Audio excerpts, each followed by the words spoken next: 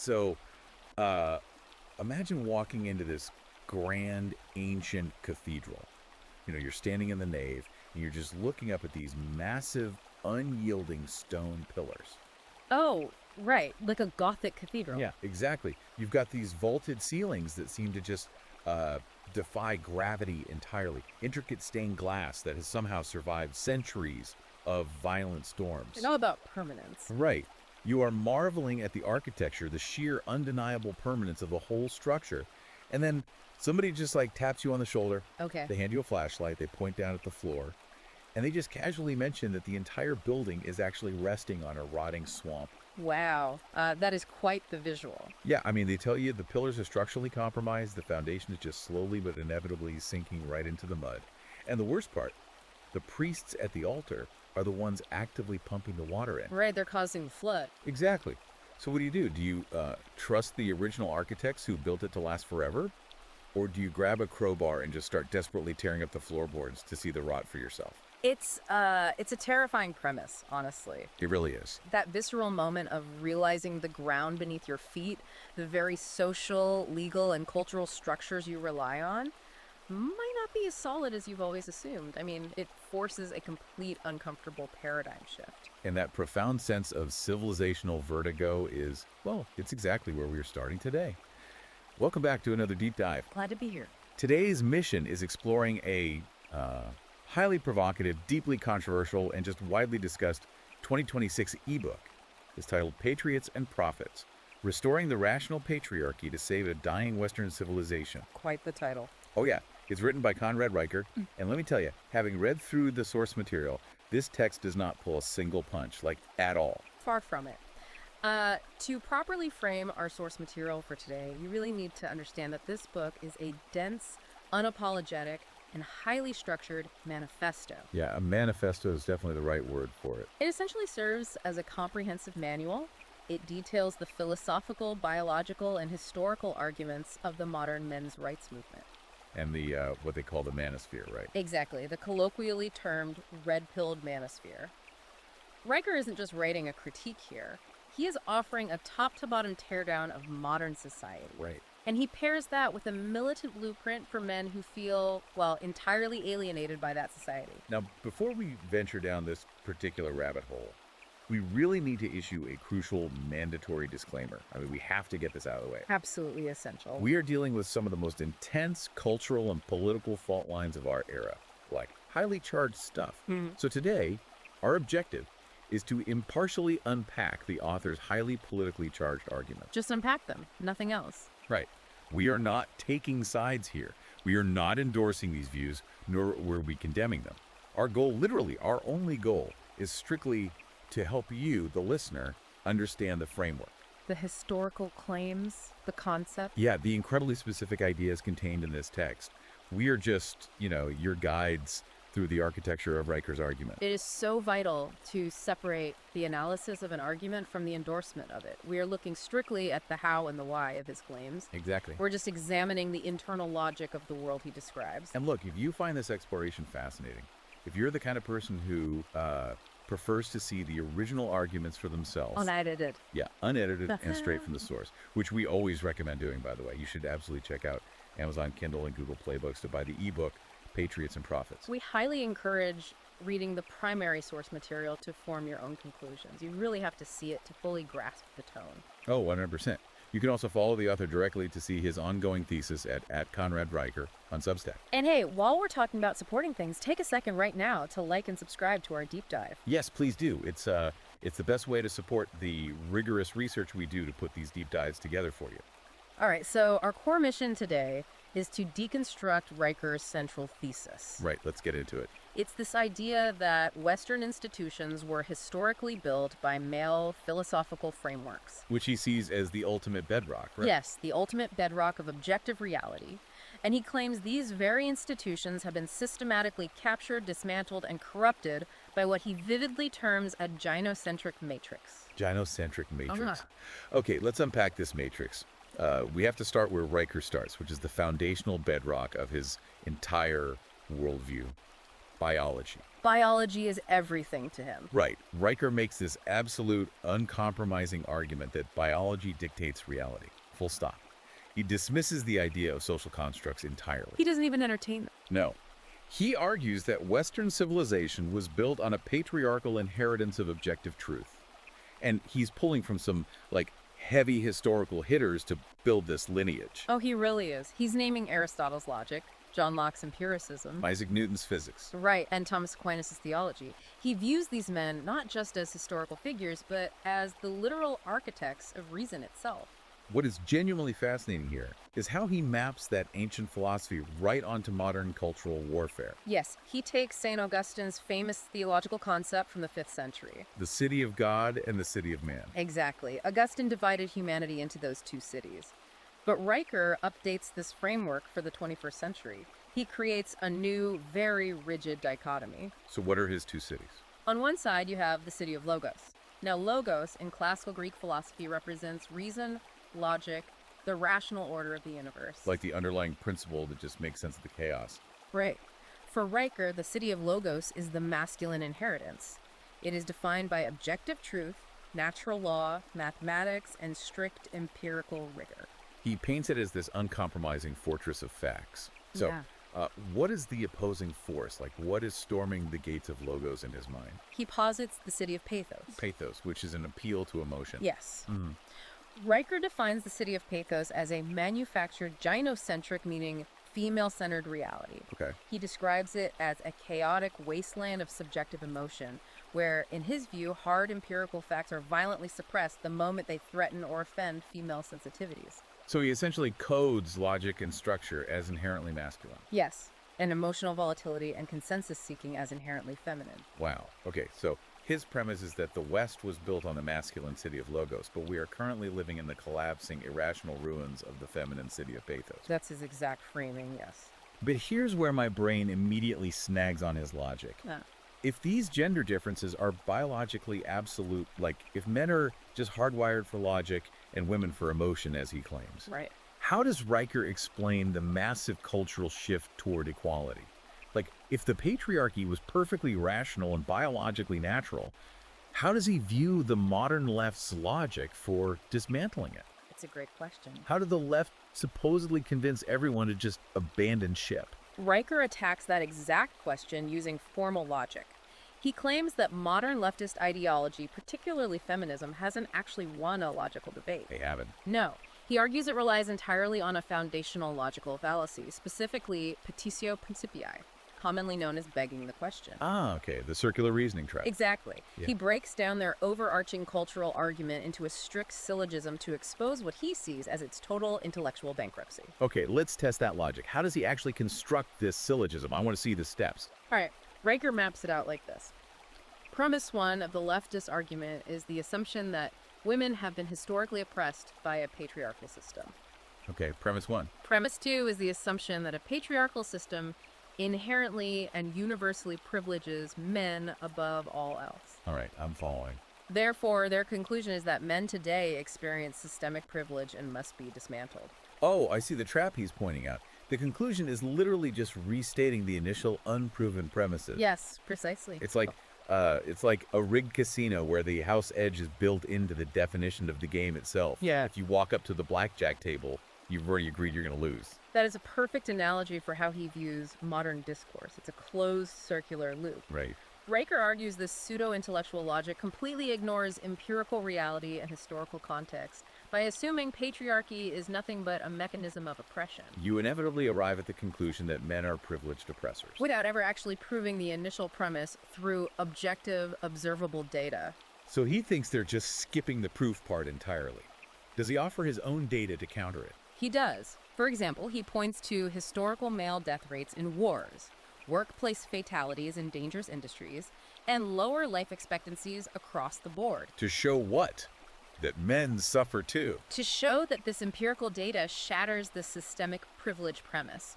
To Riker, this circular reasoning isn't just a mistake in their logic. It's not an accident. No, it is the deliberate, foundational operating system of the gynocentric matrix. Man, he really views modern academia's shift away from classical logic, away from Aristotle's organon, as just pure intellectual suicide. Yes. Reading this section, it felt like he was describing a crew trying to navigate a massive ocean liner after they literally threw the compass overboard because someone decided the needle pointing north was somehow offensive. That's a very Riker way to put it, honestly. And now they're just steering the ship based on how the waves make them feel, and then they're shocked when they hit a reef. And to correct that course, he contrasts our modern state heavily with the Platonic ideal. Okay, bringing Plato into it. Right. He spends considerable time on Plato's concept of the philosopher king. This is this ancient ideal of a ruler who governs not through whim or emotion, but through absolute, unyielding dedication to reason and truth. But Riker isn't just talking about a literal king ruling a country, right?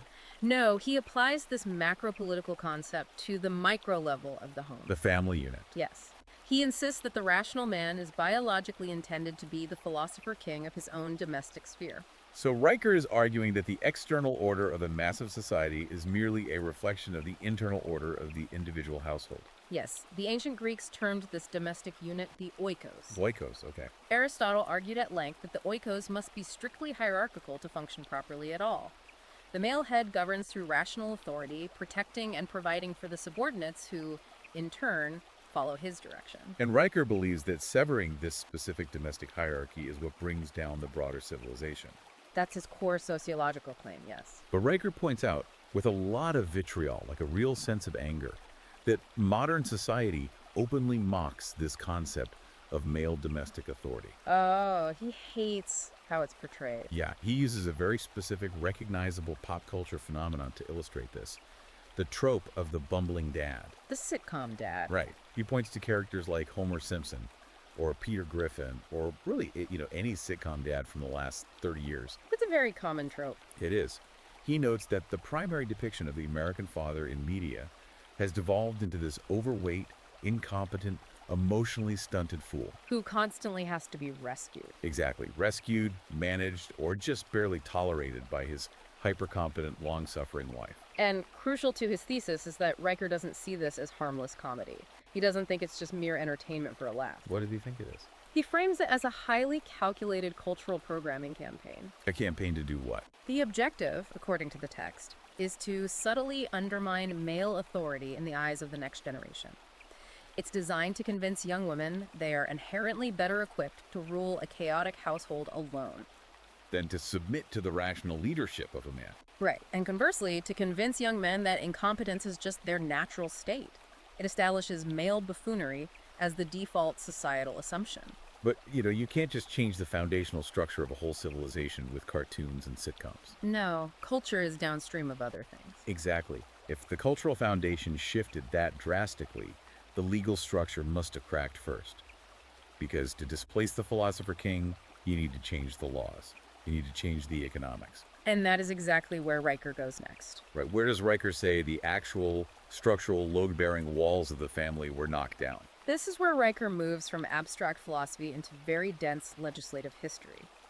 He argues that the systematic dismantling of the nuclear family wasn't some accident of culture. It was engineered. Yes, engineered by the state, starting primarily in the 1960s.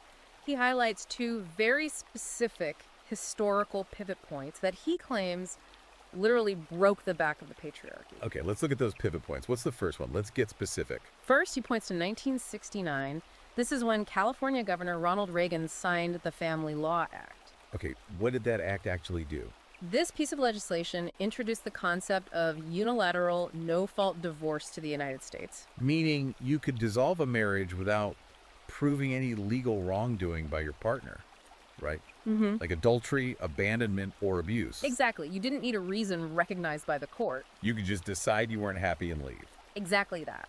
Riker argues this single legislative act removed the legal necessity of commitment. It changed the definition of marriage. It fundamentally transformed marriage from a foundational societal pillar like a lifelong covenant enforced by law and community into an easily revocable emotion-based contract. Wow.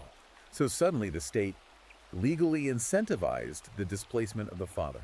Yes, and the second major pivot point he cites is Lyndon B. Johnson's Great Society legislation. 1964 stuff. Right, specifically the Economic Opportunity Act of 1964 and the massive expansion of the welfare state. Now here's where the book takes a massive highly controversial leap, like a really big one.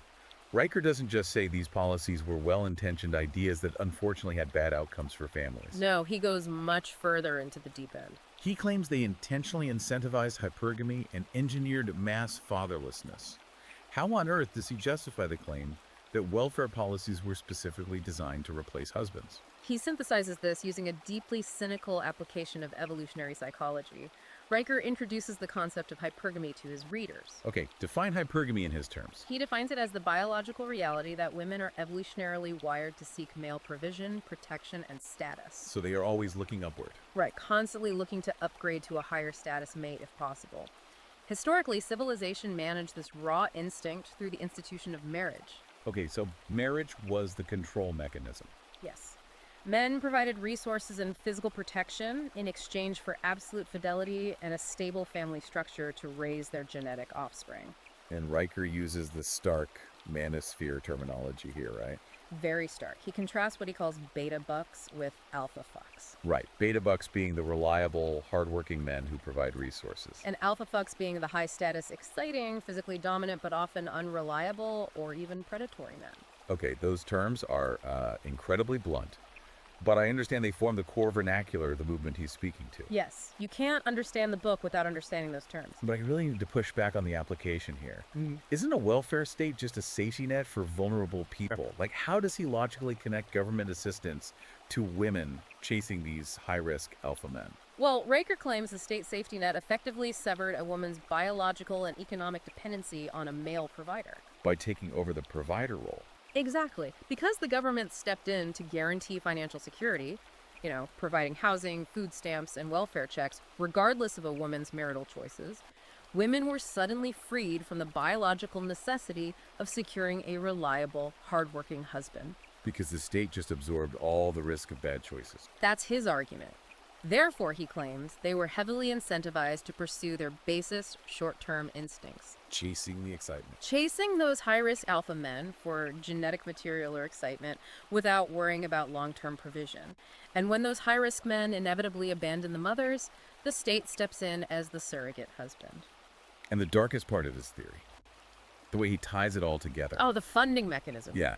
The state funds this by extracting wealth via taxes from the very reliable, hardworking men who are bypassing the dating market to begin with. It's a brutal economic perspective. So, in his view, the state literally replaced the husband. The government became the ultimate, inescapable surrogate provider. And he backs this up with demographic data, right? He does rely on some stark statistics. Yeah, he notes that in 1964, right before LBJ's policies took full effect, the out-of-wedlock birth rate in the U.S. was hovering around, 7%? Just about 7%, yes. And today, it's pushing nearly 40%. He draws a direct, unbroken causal line from those specific welfare policies to that statistical explosion. He does. And to bolster this causal link, he heavily relies on the 1965 Moynihan Report. Okay, for context, Daniel Patrick Moynihan was an American sociologist, and he later became a U.S. senator. Right. He authored a very famous report for the Department of Labor. Moynihan warned that the breakdown of the nuclear family, specifically the alarming rise of fatherless households in urban centers, would inevitably lead to systemic, generational crime, poverty, and educational failure. And Moynihan said this would happen regardless of how much money the government just pumped into those communities. Exactly. It was a massive sociological warning flare. But Riker says Moynihan was actively silenced. Why? Well, Riker claims Moynihan applied objective, Aristotelian observation, meaning logos to a looming sociological crisis. He looked at the facts.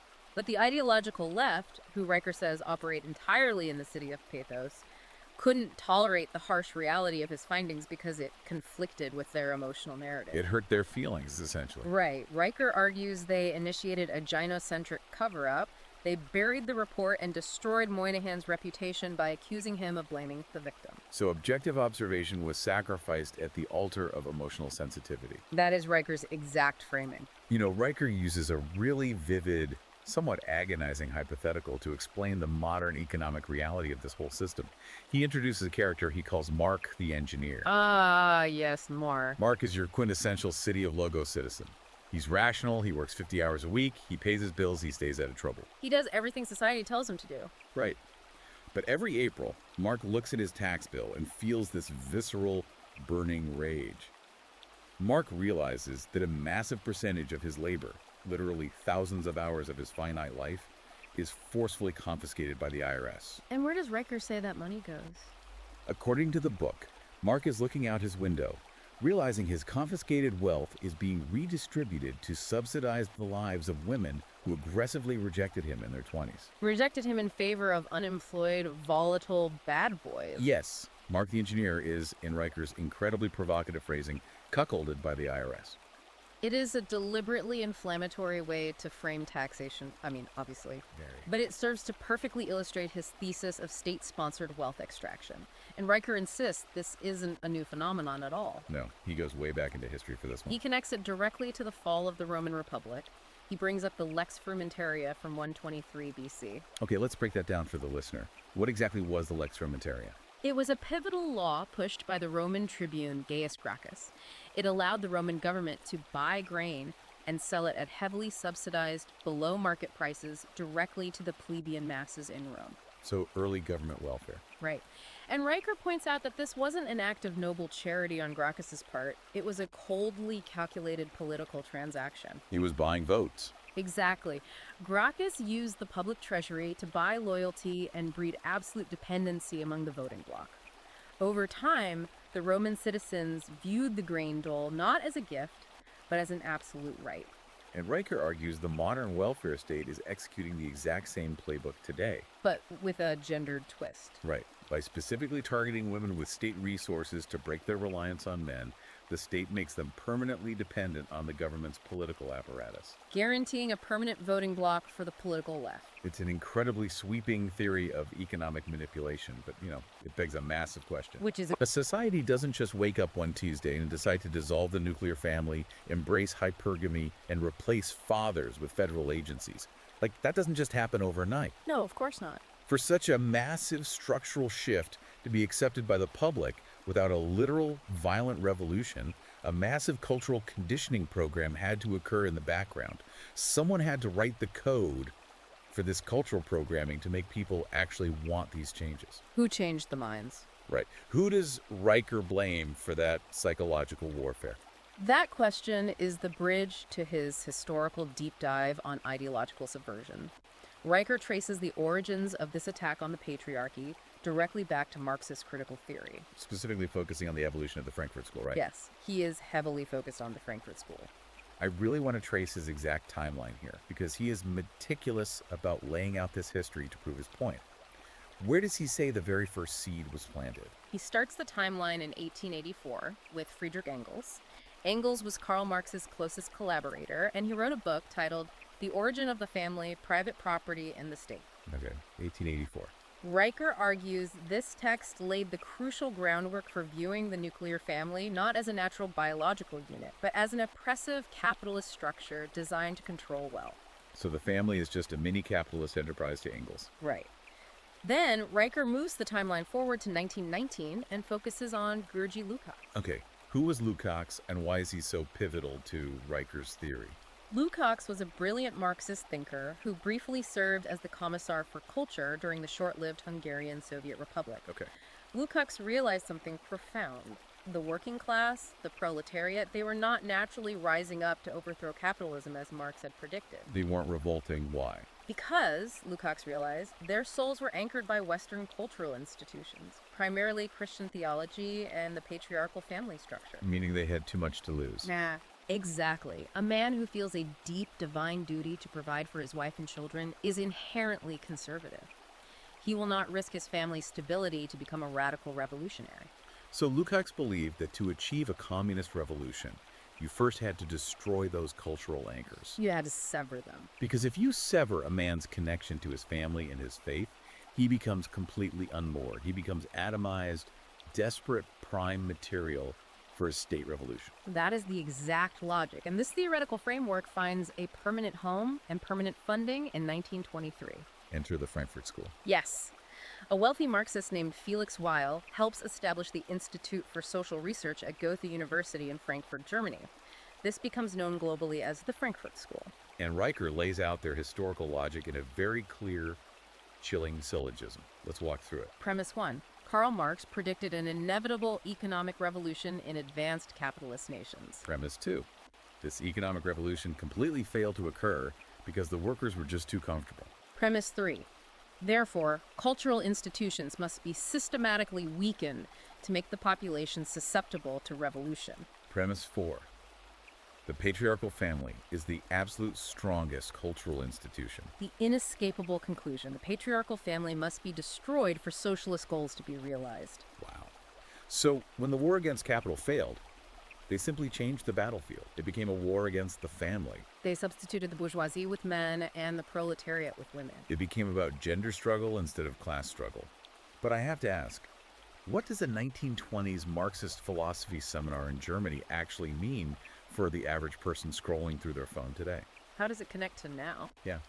Riker constantly uses this term NPC, non-player character. For those who don't know, it's a video game term for background character, completely controlled by the computer's programming, incapable of independent thought. Right. How does Frankfurt School theory create what he calls a modern zombie horde of NPCs? To bridge the gap from 1920s academia to modern Twitter mobs, Riker points to the philosopher Herbert Marcuse. Marcuse. Okay. Marcuse was associated with the Frankfurt School, and he became incredibly influential in the American New Left during the 1960s. Riker specifically targets Marcuse's 1965 essay, Repressive Tolerance. Repressive tolerance? Yeah. That sounds like an oxymoron. It is. In this essay, Marcuse argued a highly paradoxical point, that tolerance of the status quo, which Riker translates as tolerance of the rational patriarchy and biological reality, is itself a form of systemic oppression. Okay, so tolerating normal things is oppressive. Therefore, Marcuse argued, true liberation requires absolute intolerance of right-wing, traditional, or conservative movements. Let me make sure I'm grasping this. It's like a referee in a football game deciding that because the blue team has won too many championships historically, true fairness means the red team is allowed to tackle the blue team's players before the ball is even snapped. That's a good way to look at it. And if the blue team complains about being tackled early, they get penalized for complaining. It basically gave people intellectual permission to be completely viciously intolerant of traditionalism while simultaneously claiming the moral high ground. That is precisely how Riker interprets it. He claims this essay handed the modern left an epistemological blank check. Epistemology being the study of how we know what is true. Right. By declaring traditional truth as inherently oppressive, Marcuse allowed the left to silence biological reality and enforce pseudoscience. Because the truth was deemed harmful. Exactly. It created a framework where objective facts logos are viewed as acts of violence, and subjective feelings, pathos, are elevated to unquestionable moral superiority. And Riker argues this philosophy trickled down from the universities into the HR departments, into the media, into the entertainment industry, creating these NPCs. Yes. Riker describes these NPCs as nodes in a synchronized hive mind network. Just blindly following the code. They are people who don't operate on rational thought or empirical evidence, but on synchronized social programming. When a target is identified by the media or academia, they act in unison to attack any dissenting rational thought. He describes it as narcissistic, irresponsible violence. Yes. And he claims they are entirely unaware that their outrage is artificially manufactured. And, Riker doesn't just leave this as abstract theory. He provides a really intense, incredibly detailed case study of this hive mind in action. The Kavanaugh hearings. Yes, the confirmation hearings of Supreme Court Justice Brett Kavanaugh. Riker views this entire explosive political event as the ultimate terrifying manifestation of the NPC hive mind. He spends an entire chapter on it. He says they were just discarding Enlightenment due process in favor of evidence-free emotional terrorism. He frames it as a pure dialectical battle between the two cities. On one side, you have the city of Logos, represented by the Enlightenment principles of John Locke and classical jurisprudence. The presumption of innocence, the absolute requirement for corroborating evidence, the pursuit of objective truth. And on the other side, you have the city of Pathos, represented by the feminist imperative and the mob. Right. Riker notes repeatedly that Christine Blasey Ford's allegations against Kavanaugh had zero corroborating evidence. None. No witnesses who could confirm the event, shifting timelines. Yet the mob demanded Kavanaugh's complete personal and professional destruction based solely on the emotional resonance of her accusation. And he specifically names peripheral figures in that circus, like the lawyer Michael Avenatti and his client Julie Swetnick. Oh, right. Swetnick made increasingly outlandish claims that Kavanaugh was running high school gang rape rings. Along with Deborah Ramirez's hazy allegations, Riker says it didn't matter one bit that these claims completely fell apart under basic legal scrutiny. Or that people faced perjury referrals. Because the goal wasn't truth. The goal was saturation bombing the target with enough noise and emotional hysteria to destroy him. And to intimidate any other man who might stand for traditional order. Exactly. And he drives his point home by exposing what he sees as the ultimate cynical hypocrisy. He contrasts the Kavanaugh outrage with the left's fervent defense of President Bill Clinton in the 1990s. Oh, right. Let's look at that syllogism he constructs. Premise 1, the left claims to unconditionally believe women and condemn sexual misconduct. Premise 2, Ford's allegation against Kavanaugh lacked corroborating evidence. Premise 3, the left demanded Kavanaugh's rejection. Premise 4, the left simultaneously defended and celebrated Clinton against multiple heavily corroborated allegations of sexual misconduct and perjury. So what's his conclusion from that contrast? His conclusion is that the leftist position isn't driven by justice, morality, or a desire to protect women. What is it driven by then? It is driven purely by ideological utility. It is raw, unprincipled power masked as moral outrage. Man. So Riker paints this incredibly bleak, suffocating picture of the modern landscape.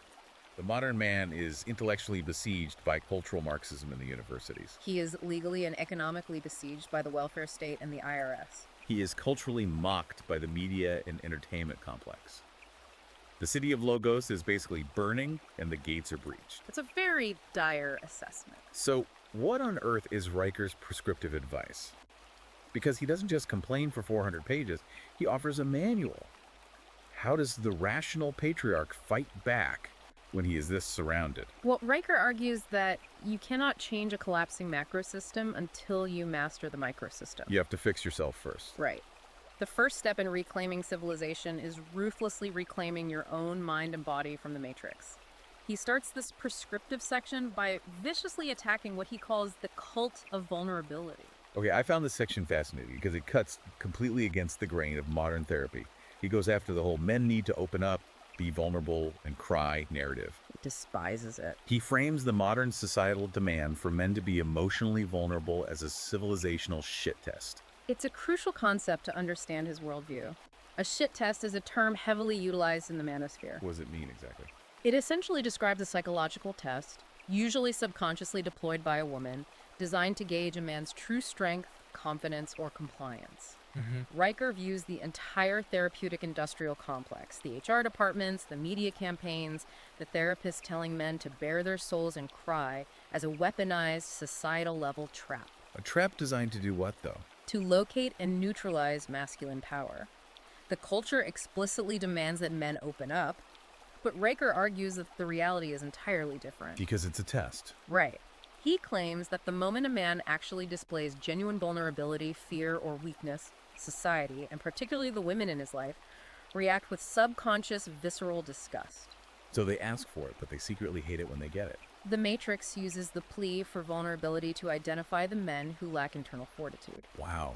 So if a man can't seek emotional support from society or his partner without losing respect, what is his antidote to the stress of modern life? Absolute stoicism. Stoicism. He points readers directly to the ancient texts of the Roman Emperor Marcus Aurelius and the formerly enslaved philosopher Epictetus. The classics. Right. Stoicism teaches a radical internal locus of control. You cannot control the chaotic, collapsing, irrational culture around you. You cannot control the laws or the mob. But you have absolute dictatorial control over your reaction to it. Yes. Riker states that a true patriarch processes his emotions internally, alone, or with trusted brothers. He absorbs the chaos of his household and presents an unshakable, stoic exterior to the world. He must be the rock against which the waves of pathos break. That is the exact ideal he's pushing. Okay, so that covers the mind. Well, Riker goes incredibly hard on the physical aspect, too. And I want to push back on this a bit because it almost borders on obsession. He is very focused on physical strength. Very. He ties a man's intellect directly to his physical fitness. He absolutely blasts what he calls the neckbeard intellectual. Right, the guy who maybe reads deep philosophy, maybe even agrees with Riker, but lives on processed food, plays video games 12 hours a day, and has the posture of a cooked noodle. Exactly. Why is lifting weights framed as a philosophical and moral imperative here? Why does a rational mind supposedly need a muscular body? Because to Riker, the mind and body are entirely inseparable. They are a single mechanism. He pulls from the ancient Greek concept of arete, Arete. which translates roughly to excellence or virtue, but specifically in the context of physical and martial excellence, fulfilling one's maximum potential. So a weak body means what? He argues that a weak, soft, undisciplined body is the undeniable physical manifestation of a mind that has already surrendered to the comforts and poisons of the gynocentric matrix. Oh, I see. If you are physically weak, your intellect is inherently compromised because Right. you lack the discipline to enforce your will on reality. You cannot defend the city of Logos, you cannot protect your family, if you can't walk up a flight of stairs without losing your breath. It's like having a supercomputer running on a frayed, sparking power cord. You have to calibrate the biological machinery so the mind can operate clearly. Exactly. And to illustrate how society hates this physical calibration, he uses this bizarre but incredibly potent metaphor regarding the corporate gym chain, Planet Fitness. Ah, yes, the lunk alarm. It is perhaps the most memorable metaphor in the book. For listeners who might not know, Planet Fitness is a massive gym franchise that explicitly markets itself as a judgment-free zone. Right. To enforce this, they have an actual physical siren on the wall, the lunk alarm. If a member grunts from exertion, drops heavy weights, or pushes themselves too aggressively, the staff sounds this loud siren to publicly shame them. And Riker sees this as the perfect, terrifying metaphor for the dying West. He sees a feminized corporate institution literally sounding a police siren to publicly shame, punish, and expel male strength, aggressive physical exertion, and vitality. It is the city of Pathos demanding that men remain quiet, docile, and physically weak so they don't intimidate anyone. To combat this institutional pacification, he advocates for very specific, rugged physical pursuits. Yeah. He doesn't just say get in shape, he tells his readers to immediately sign up for Brazilian Jiu-Jitsu. To learn how to physically dominate another human being in combat. Right. And he specifically mandates following Mark Repeto's starting strength program. This is a weightlifting protocol based entirely on heavy, compound barbell movements, squats, deadlifts, overhead presses. The basics. Riker writes this fascinating passage where he calls the barbell the modern Excalibur. He says it represents an unbending standard of truth against the force of gravity. A 1,000-pound barbell doesn't care about your feelings. Exactly. It won't adapt to your pronouns. Gravity is a patriarchal construct that demands absolute physical respect and adherence to biomechanical truth. It's about anchoring oneself in objective, undeniable physical reality when the culture insists reality is subjective. But, he takes it a vital step further. What's the next step? It's not just about individual strength. A single strong man is easily isolated and destroyed. It's about rebuilding collective male strength. Finding your tribe. He points to the tragic decline and ideological capture of the Boy Scouts of America as a prime example of the Matrix actively destroying traditional male spaces. Spaces where older men pass down skills and moral frameworks to boys. Because these legacy institutions have been hopelessly compromised, Riker argues that men must rebuild the fraternal order entirely outside the reach and surveillance of the state. He calls for the creation of what he terms tactical cells. Tactical cells. He's very clear that this is not a book club where you sit around, drink craft beer, and complain about feminism. No, not at all. These are localized networks of 2 to 4 high-value men who train in combat together, pool financial resources to bypass traditional banking, learn hard survival and trade skills, and hold each other accountable. Through brutal, uncompromising honesty. If a man in the cell fails to meet the standard, or acts weakly, the group aggressively addresses it. It's about intentionally ending the atomized isolation that the modern system relies on to keep men depressed and compliant. So, building a strong body and an unshakable stoic mind within a tight, unbreakable brotherhood is only step one. It prepares the individual. But Riker's final chapters escalate this philosophy into a full, macro-level blueprint for completely decoupling from the gynocentric matrix, both in romantic relationships and in the broader economy. Which brings us to the final and perhaps most radical section of his argument, relational dominance and the parallel economy. Let's talk about the relationship advice here, because it is extremely blunt and leaves zero room for compromise. Yeah, Riker calls for absolute authority in romantic partnerships. He tells men they must be the undisputed decision maker, the final word. I can already hear the collective gasp from modern relationship counselors everywhere. Oh, for sure. What evidence does he claim proves that the modern ideal of equality in relationships doesn't actually work in practice? Well, he cites empirical data to back his philosophical claim. Specifically, he points to a widely publicized 2015 study published in the American Sociological Review, authored by sociologist Daniel Carlson. Okay, what did the study look at? This study looked at chore division in households and its impact on marital satisfaction and intimacy.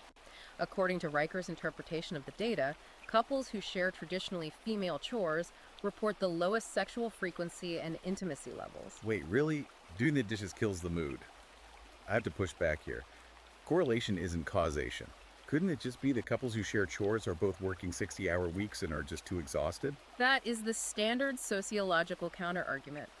But Riker uses this data point as absolute proof of his thesis that biological imperatives completely override egalitarian social conditioning. So the modern matrix, through media and therapy, tells couples they must be 50-50 equals. But Riker claims that when men actually adopt the submissive, accommodating, or egalitarian role, women subconsciously dry up. He argues that women biologically despise richness, compliance, and domesticity in a mate, even if they explicitly demand it verbally. Therefore, he advises men to unapologetically screen out any women infected by leftist ideology and only partner with women who recognize and willingly submit to rational male leadership. He summarizes it with a memorable line. The patriarch doesn't ask for a seat at the table of victimhood. He builds the table, owns the lumber, and dictates the laws of the household. He owns the lumber. That is quite the visual, and it just encapsulates his demand for total sovereignty. But his rebellion goes far beyond who vacuums the living room. Let's explore the macroeconomic rebellion Riker suggests. Because this is where his philosophy becomes an active threat to the state. He actually advocates for men to strategically and purposefully withdraw their labor from the mainstream economic system. He does. He looks at a demographic group that is constantly mocked and pathologized by modern society. The NEETs. That acronym stands for Not in Education, Employment, or Training. Society brands young men who drop out of the workforce to live in their parents' basements as lazy, broken failures. But Riker radically reframes this phenomenon. He calls it a highly rational, stoic rebellion. Let me make sure I follow his logic, he's saying.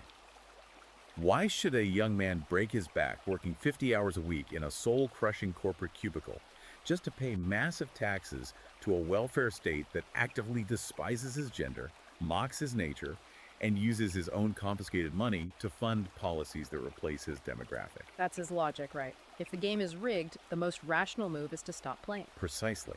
If the state is a parasite feeding on male labor to subsidize hypergamy and leftist ideology, the only logical move is to starve the parasite. No, for the men who are too ambitious to just become NEETs, he offers a different path. Build parallel economies. He urges men to utilize cryptocurrency and decentralized finance to completely bypass central banks and the Federal Reserve. He advocates for a return to localized bartering for goods and services within those tactical cells. He tells men who own businesses to legally structure their enterprises to absolutely minimize tax liabilities, utilizing every loophole to defund the government. He essentially wants men to become sovereign citizens, economically insulated from federal overreach. And he genuinely believes the free market actually agrees with his view of male nature, despite what corporate HR departments say. He points to the corporate world as proof, bringing up the famous 2019 Gillette razor ad disaster. Oh, that event is a perfect encapsulation of his thesis in action. Procter & Gamble, the parent company of Gillette, released an advertisement that heavily parroted left-wing talking points. It essentially pathologized normal, traditional male behavior roughhousing, approaching women, asserting dominance under the blanket label of toxic masculinity. While lecturing men to do better. Right. And what was the real-world fallout of that moral grandstanding? The fallout was catastrophic for the brand. Procter & Gamble eventually suffered an $8 billion write-down on the Gillette brand. Riker points out that the free market punished them with ruthless, undeniable efficiency. Men instantly recognized the attack on their nature and boycotted the product.